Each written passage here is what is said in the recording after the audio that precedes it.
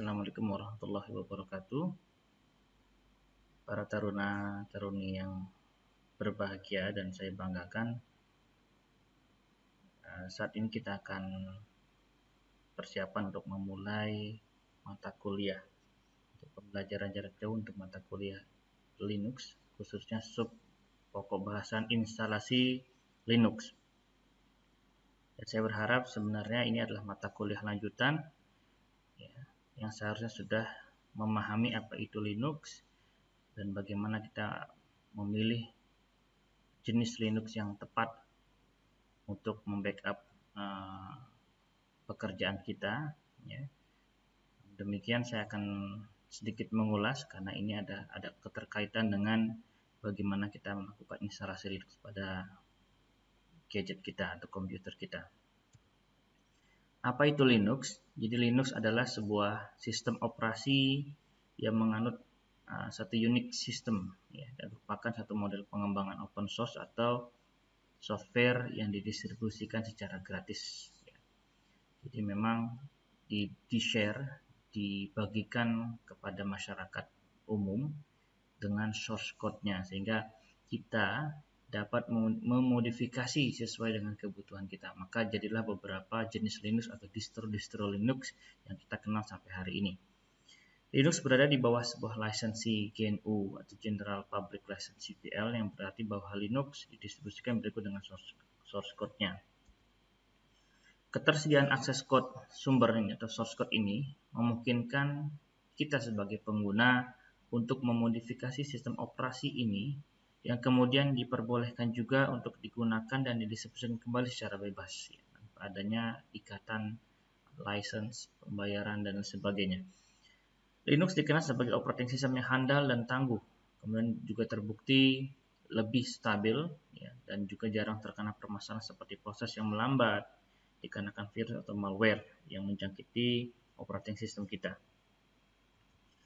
Linux memiliki sejumlah versi yang berbeda dan dapat memenuhi kebutuhan dari para user yang tentunya berbeda-beda pula. Dan versi dari Linux ini lebih dikenal dengan istilah distribution atau disingkat dengan distro. Distro atau versi Linux. Sama saja mana yang lebih nyaman untuk kita gunakan. Linux lebih fokus digunakan untuk membuat infrastruktur mulai dari infrastruktur jaringan internet, keamanan hingga infrastruktur IT dan mesin industri. Linux banyak digunakan untuk perangkat switch, router, server, superkomputer, mesin industri, Internet of Things, CCTV, drone, pesawat luar angkasa dan sebagainya. Jadi ketika kita ingin membandingkan antara operating system satu dengan sistem yang lainnya, tentu ada kelebihan dan kelemahan masing-masing. Nah, seperti halnya dengan Linux. Linux dibuat dan dikembangkan tentu fokusnya berbeda dengan fokus dari operating system lain seperti Windows dan Mac atau Apple, Macintosh. Dan di sini Linux ini lebih difokuskan untuk membuat sebuah infrastruktur jaringan. Jadi Linux jika digunakan untuk infrastruktur jaringan, dia lebih handal, dia lebih baik daripada operating system yang lain. Namun ketika kalian ingin menggunakan Linux sebagai komputer desktop, mungkin saja ada beberapa kelemahan. Karena ada banyak aplikasi-aplikasi yang bisa diinstal di Windows dan Mac tidak bisa diinstal langsung pada Linux dan lain sebagainya. Sehingga kita harus tahu untuk apa kita menginstal Linux pada komputer kita. Kalau untuk mengetik, bisalah Linux sekarang untuk mengetik dan mengolah data dan dokumen. Tapi ketika digunakan untuk desktop bermain games 3D dan sebagainya, Linux masih punya keterbatasan untuk itu.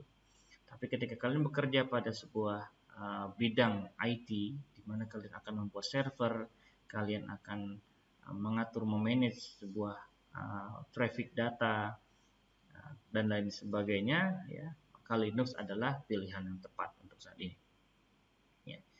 Tentu dengan IoT, kita bisa menggunakan hardware seperti Raspberry yang ukurannya kecil, kita install Linux dan dia sudah bisa melakukan controlling dengan automatic pada sebuah peralatan atau gadget yang kita inginkan. Tentu dengan bantuan internet, ya IoT kan, Internet of Things dan sebagainya, drone, pesawat luar angkasa dan sebagainya. Nah, ini seperti ini. Linux tidak populer di kalangan user biasa seperti Windows yang hampir mungkin 90% digunakan oleh semua orang awam untuk desktop dan laptopnya. Dalam dunia industri, Linux adalah suatu keharusan, apalagi bagi seorang developer seperti programmer. Ya, jika developer tidak bisa Linux, maka aplikasinya tidak bisa mengikuti perkembangan zaman. Karena mudahnya Linux ya mendevelop dengan bahasa programnya, gitu ya. Sehingga ini menjadi satu kewajiban bagi seorang developer programmer. Ya.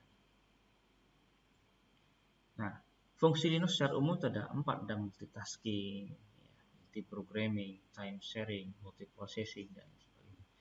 Multitasking dia bisa mengerjakan beberapa aplikasi sekaligus, ya. Multi-programming, ya, beberapa program yang kita masukkan ke dalam Linux juga bisa melakukan satu aplikasi lain atau bisa melakukan pekerjaan yang lain. Time sharing, ya, dan multiprocessing tadi. Multitasking memungkinkan beberapa program sekaligus diproses pada saat bersamaan di sebuah komputer dengan satu user atau single user. Jadi kita punya satu user pada sebuah komputer, kita bisa menjalankan beberapa program dengan user tersebut. Multiprogramming memungkinkan beberapa program menggunakan resources komputer pada saat waktu yang bersamaan secara bergantian. Ada proses pemasukan data, melakukan cetak pada printer, dan dia mampu untuk melakukan itu. Time sharing memungkinkan beberapa pemakai komputer menggunakan CPU bersamaan, dan CPU akan memberikan waktunya bergantian kepada user untuk melayani. Dan multiprocessing adalah memungkinkan beberapa CPU bekerja bersama-sama. Jadi bisa melakukan synchronize clocking, synchronize data, ya, synchronize program, tentunya menggunakan Linux ini. Nah, fungsi Linux secara khusus ada beberapa yang bisa kita identifikasi. Yang pertama adalah pengaturan prosesor, pengaturan memori, pengaturan input-output, pengaturan file, menjalankan sistem prioritas, interpretasi dari sebuah program, fasilitas komunikasi tentu juga bisa, dan tentunya lebih aman atau secure. Kelebihan dan kekurangan Linux, jadi Linux akan lebih unggul dibandingkan Windows jika digunakan untuk server dan sebaliknya. Windows akan lebih unggul dibandingkan Linux jika digunakan untuk kebutuhan end user. Windows lebih mendukung banyak driver hardware, ya, end user, hardware end user dibandingkan Linux. Windows juga masih terbaik dalam urusan bermain games.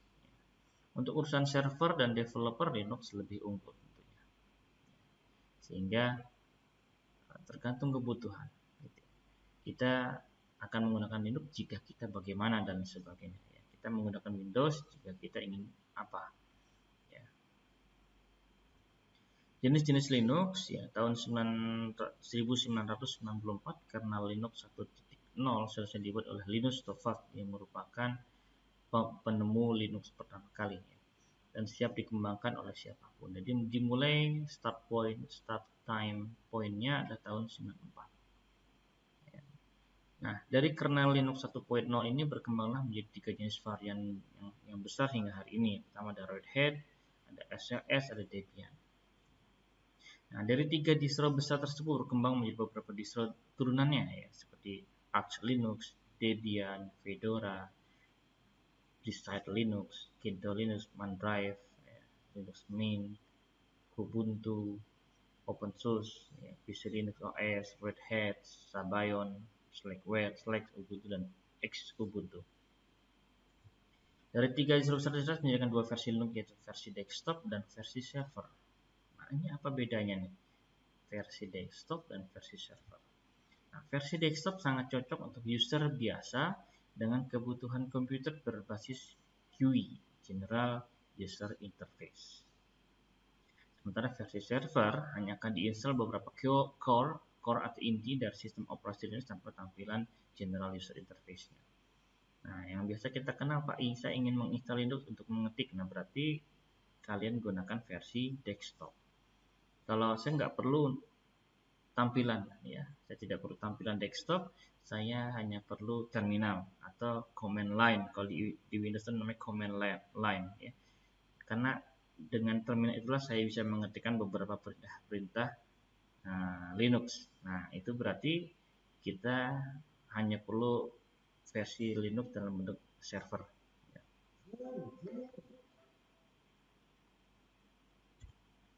Akan menggunakan Linux jenis apa? Tingkat kemahiran di komputer akan digunakan sebagai desktop atau server, lebih menyukai tampilan modern atau simple namun ringan. Nah, ini ada pilihan, ya.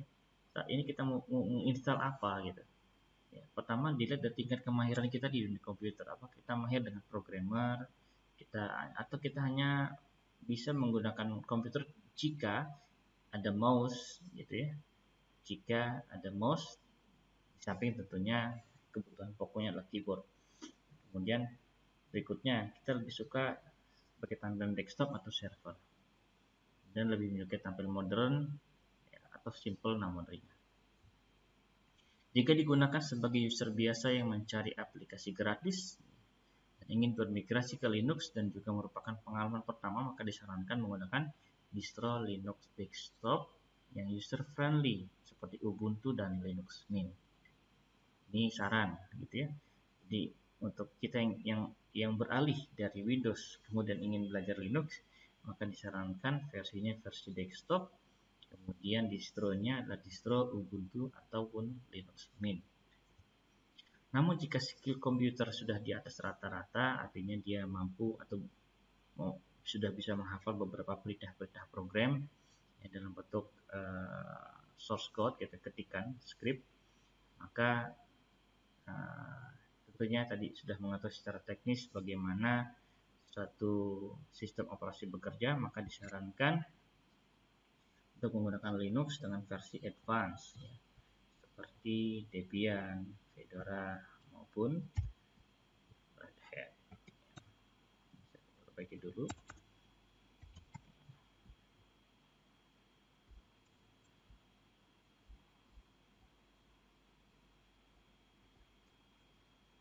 Oke, jadi demikian ya.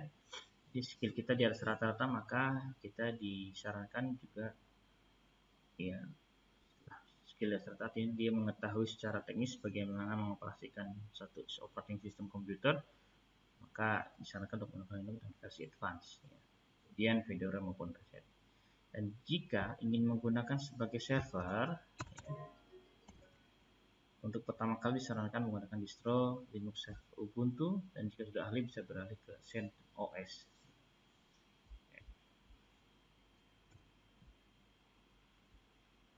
Keistimewaan Linux dibanding operating system lain. Linux didesain untuk digunakan oleh para developer dan untuk diinstal di server. Jadi command line shell yang paling tepat digunakan karena lebih ringan dan fleksibel. Di command line shell itu adalah seperti CMD, ya. Command line, betul. CMD itu command line yang ada pada Windows. Oke. Jika kita menggunakan potensi Linux 100% full power, maka harus menguasai command line interface CLI atau terminal dengan cara mengetikkan baris perintah Linux.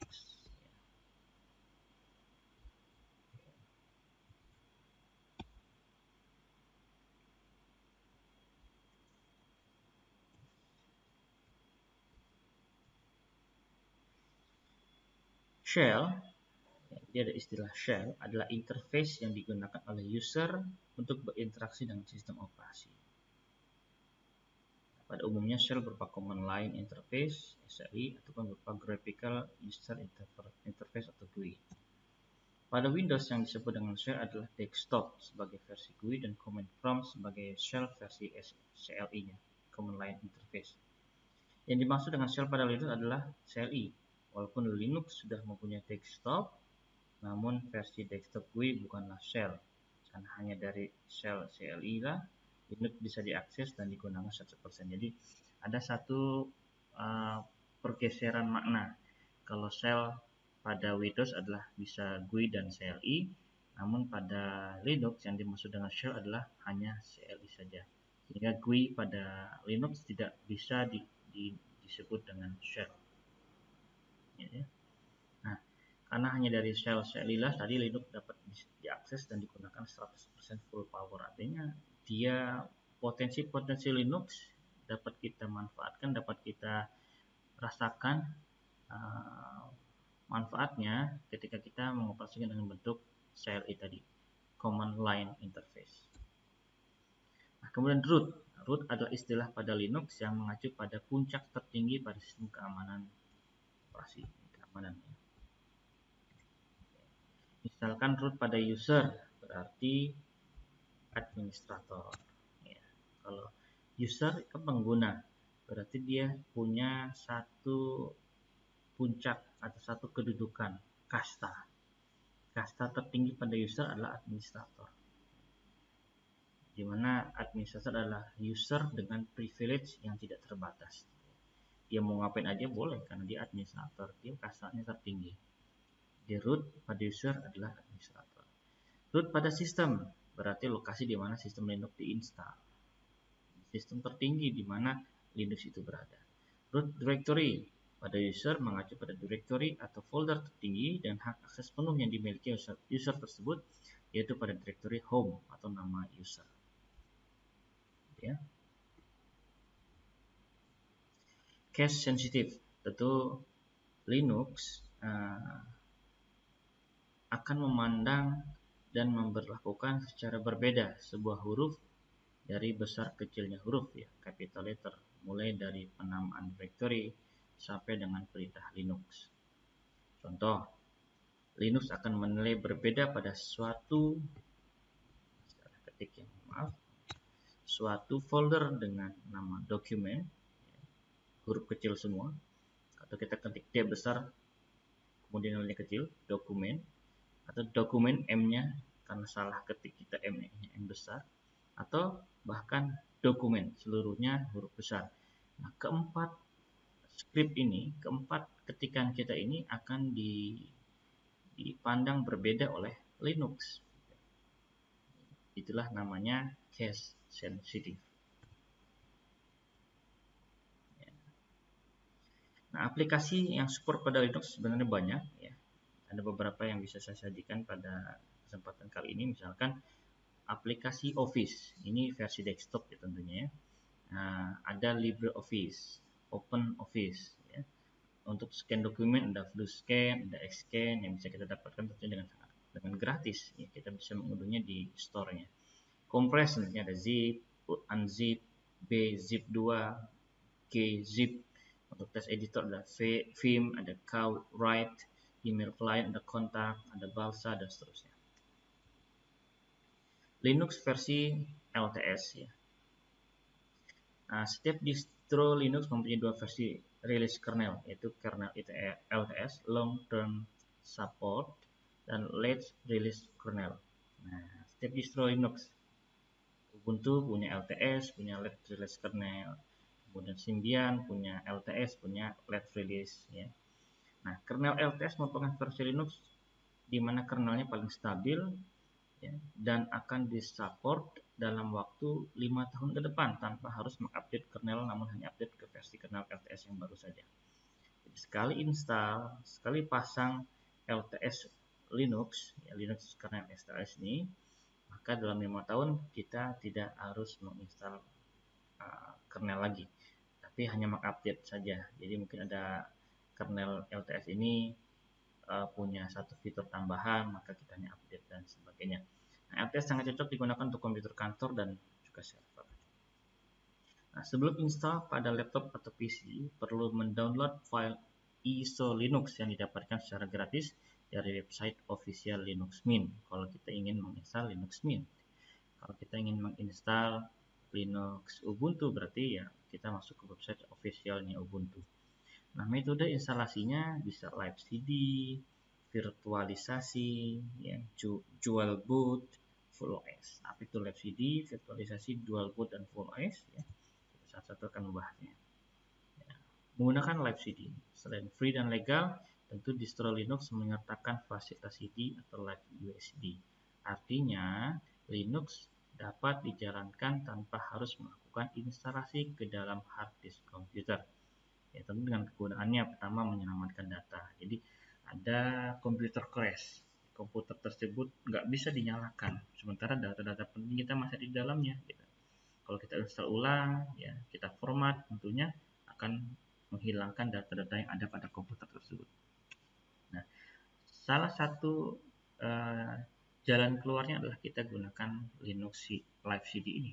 Kita masukkan, kita boot ya, kita masukkan menggunakan USB atau menggunakan CD-ROM, kemudian kita reboot ya, tentunya kita setup BIOS untuk bisa reboot menggunakan booting awalnya ke CD-ROM maupun ke USB port.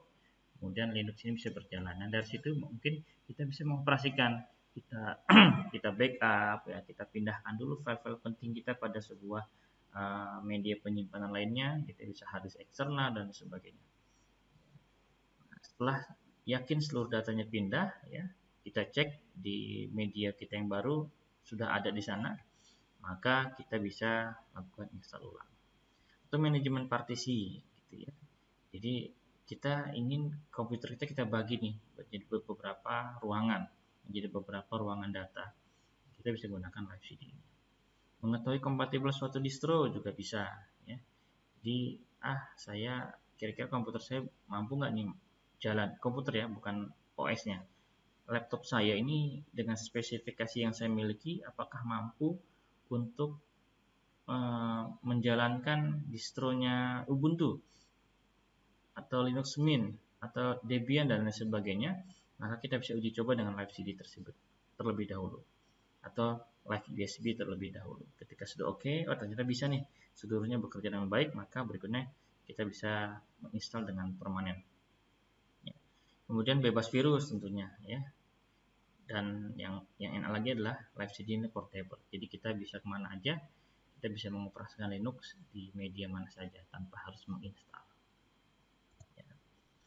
Nah, yang kedua adalah instalasi Linux di Windows dengan VirtualBox. Jadi kita masih belum bisa move on dengan Windows, gitu.